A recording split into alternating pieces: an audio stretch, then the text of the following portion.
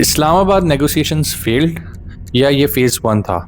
सारी कहानी को समझते हैं शुरू से आसान लैंग्वेज में, ताकि आपको पता चल सके क्या हो रहा है और क्या हो चुका है। शुरुआत होती है 28 फरवरी से, जब ये सब कुछ शुरू हुआ, जहां पे इजराइल और यूएस ने मिलकर ईरान पे अटैक कर दिया, जिसके बाद ईरान ने इन दोनों मुल्कों के खिलाफ वॉर डिक्लेयर कर दी।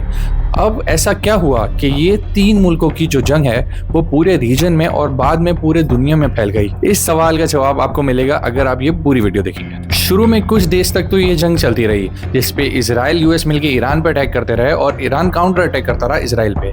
लेकिन कुछ देर के बाद कुछ ऐसा हुआ जिसके बाद ईरान पे कयामत टूट पड़ी। ईरान के सुप्रीम लीडर को टारगेट किया गया। जी हाँ, आयतुल्लाह खमेनी, जो उस टाइम पे ईरान के सुप्रीम लीडर थे, उनको टारगेट किया गया इजराइल एंड यूएस की तरफ से। उसके बाद इजरायली मीडिया ने ये अनाउंस करना शुरू कर दिया कि आयतुल्लाह खमेनी मारे जा चुके हैं उस अटैक में।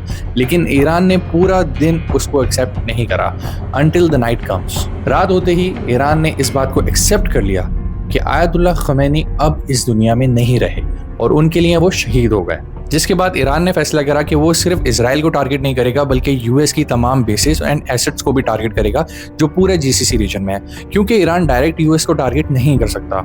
ईरान ने एक एक करके तमाम उन जीसीसी कंट्रीज को टारगेट करना शुरू करा जिसमें यूएस की या तो बेसिस थी या फिर इन्फ्लुएंस था, जिसके बाद ये जंग पूरे रीजन में फैल गई। ईरान इससे पहले भी जीसीसी कंट्रीज को वार्निंग दे चुका था, अगर वो किसी भी तरह यूएस एंड इजराइल को असिस्ट करेंगे ईरान पे अटैक करने के लिए, तो वो काउंटर अटैक उन कंट्रीज पे कर सकता है। हालांकि ईरान ये प्रूव नहीं कर सका कि उन्होंने असिस्ट किया है या नहीं किया, लेकिन उसने उन जगहों को टारगेट बनाना शुरू कर दिया जहां जहां यूएस एसिड हैं इस रीजन में। और उसके बाद एक और स्ट्रेटेजिक मूव जो ईरान का था, जिसकी वजह से वो ना सिर्फ ये जंग सस्टेन कर सका बल्कि यूएस को नेगोशिएशन टेबल पे ला सका, वो था straight of Hormuz. Straight of Hormuz एक समंदरी रास्ता है जो कि कनेक्ट करता है बाकी के ओशन को काफ़ी सारे जीसीसी कंट्री से, including UAE and Saudi Arabia. जिसका मतलब है ये वो रास्ता है जहां से दुनिया का 80% ऑयल निकलता है, ट्रेड होता है पूरी दुनिया में। ईरान ने स्ट्रेट ऑफ हॉर्मुज़ को ब्लॉक करने का फैसला किया। उसके साथ साथ आयतुल्लाह खमेनी के बेटे मुश्तबा खमेनी को इलेक्ट किया as a Iran's new supreme leader. Strait of Hormuz के ब्लॉक होते ही दुनिया में जैसे कोहराम मच गया, ऑयल की प्राइसेस ऊपर जाने लगी। कोई भी शिप जो स्ट्रेट ऑफ हॉर्मुज़ को क्रॉस करने की कोशिश करता, उसको या तो ड्रोन मार दिया जाता या उसको वार्निंग देके वापस भेज दिया जाता। दुनिया का 90% ऑयल जिस जगह से गुजरता है उसको ब्लॉक कर दिया गया। स्ट्रेट ऑफ हॉर्मुज़ को ब्लॉक करना ईरान के लिए तो स्ट्रेटेजिक मूव था, लेकिन पूरी दुनिया में तमाम लोगों के लिए ये एक बहुत ही बैड न्यूज़ थी, क्योंकि इसके बाद पेट्रोल के प्राइसेस ऊपर जाने लग गए, इन्फ्लेशन बढ़ने लग गई एंड शिपिंग रूट्स को बहुत नुकसान हुआ।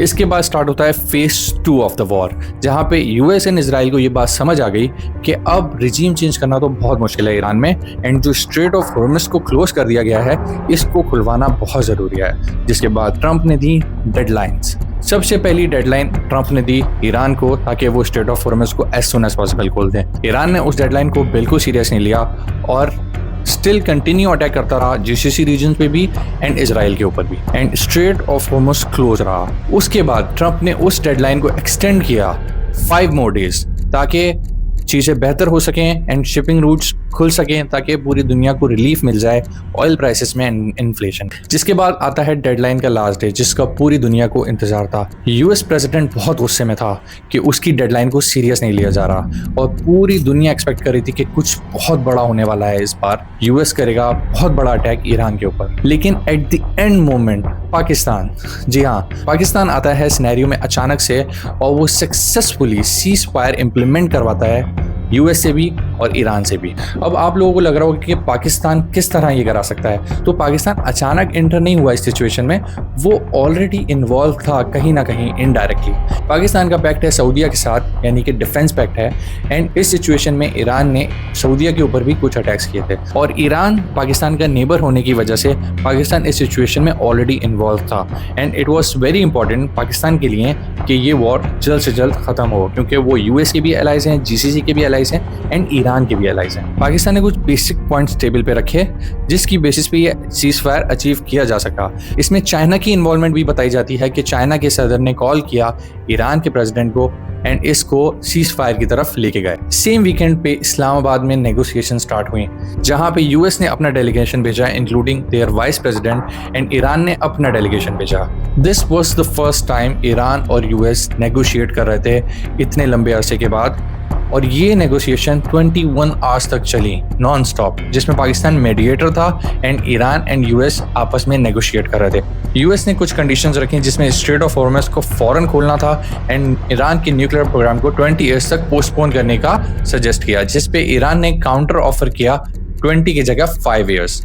एंड स्ट्रेट ऑफ हॉर्मुज़ पे ईरान ने टोल लगाने का फैसला किया और अपना कंट्रोल रखने की डिमांड करी। ये वो मेजर की पॉइंट्स थे जिसकी वजह से नेगोशिएशंस फेल हुई।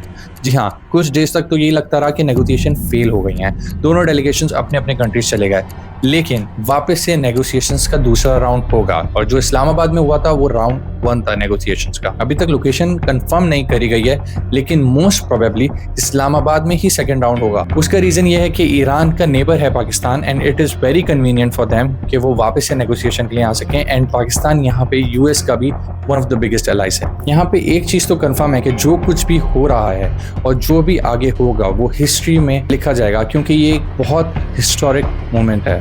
उम्मीद करते हैं कि आगे वाली नेगोशिएशंस में चीज़ें वाइंड अप हो जाएंगी, वो परमानेंटली एंड हो जाएगी। I hope you like the video. अगर आपको इसी तरह की इन्फॉर्मेशन और कंटेंट देखना है तो प्लीज़ मुझे फॉलो करें। Thank you.